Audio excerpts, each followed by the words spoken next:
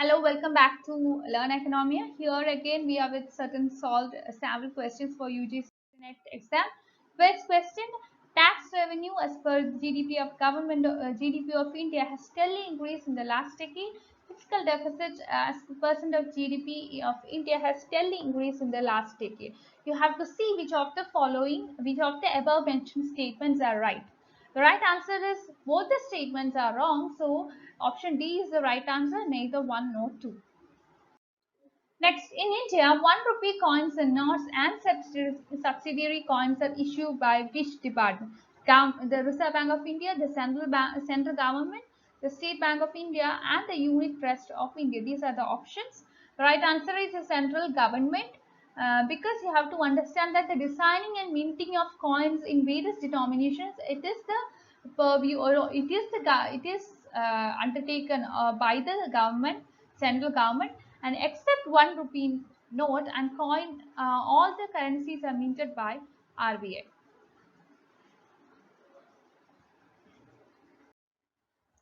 Coming to devaluation of currency, which is this is a topic that we have explained a lot. Devaluation means downward adjustment with respect to a nation's currency, or downward adjustment of a nation's currency in its value compared to the value of other currencies.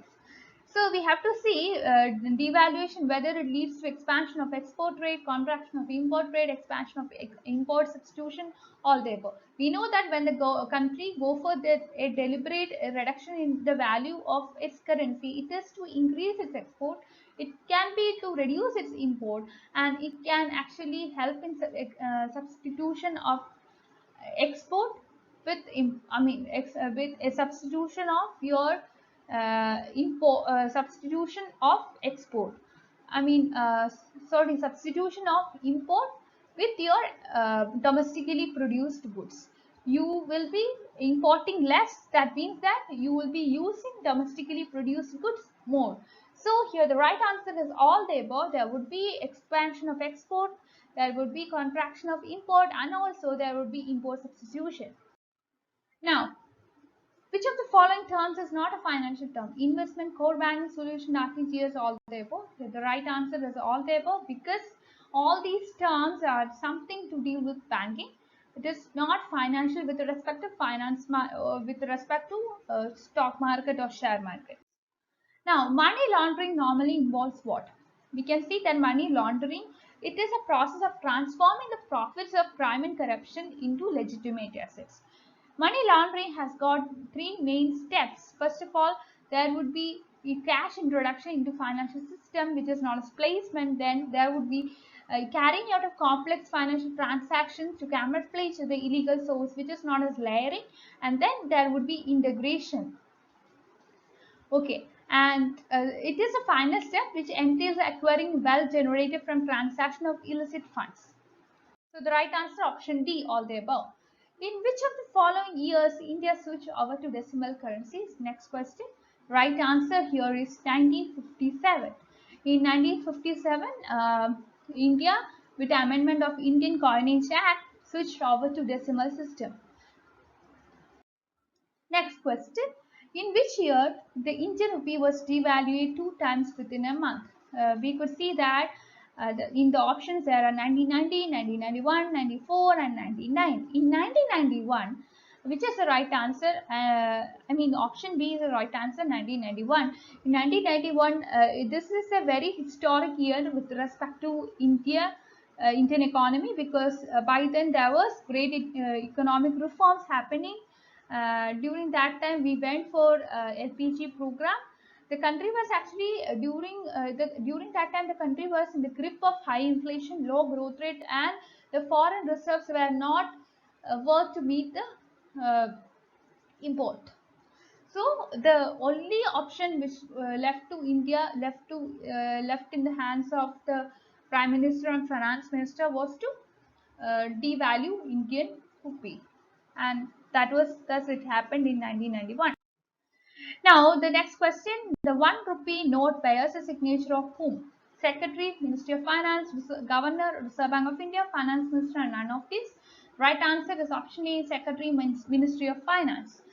Here we we have to understand that Reserve Bank is the only source of legal tender money, because the distribution of 1 rupee notes and coins and small on coins all over the country is actually undertaken by the Reserve Bank as an agent of the government. Next question, which of the following is not true when interest rate in economy goes up? Saving increases, lending decreases, cost of production increases, and next, return on capital increases. Here the right answer is return on capital increases. Next question, high rate of interest in a low inflation region will lead to what? It would attract people to make an investment, it would discourage people to make an investment, to create atmosphere for capital formation, and there are no favorable effect on credit expansion. Right answer is option A, it would attract people to make investment. Next question, the banks are required to maintain a high or a certain ratio between their cash in hand and total assets. This is called what? This is a very direct question. It is known as option B, statutory liquidity ratio. Next, this is 2 is a direct question. Paper currency first started in India in 1861, 1542, 1601 and 1880. Right answer option A, 1861. Next, note issuing department for RBI should always possess a minimum gold stock of worth 85 crore, 115 crore, 200 crore and none of this. The right answer is option B, 115 crore. Which of the following does not grant any tax rebate?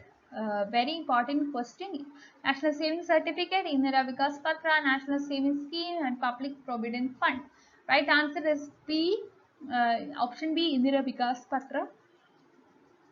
Because this was a small scale deposit scheme operated by post offices all over the country in order to encourage the idea of investment in the minds of lower middle class people. Last question, what you have to read the statements with respect to residence. It says that it's an index prepared to track the price of residential properties in India on the basis of actual transaction prices.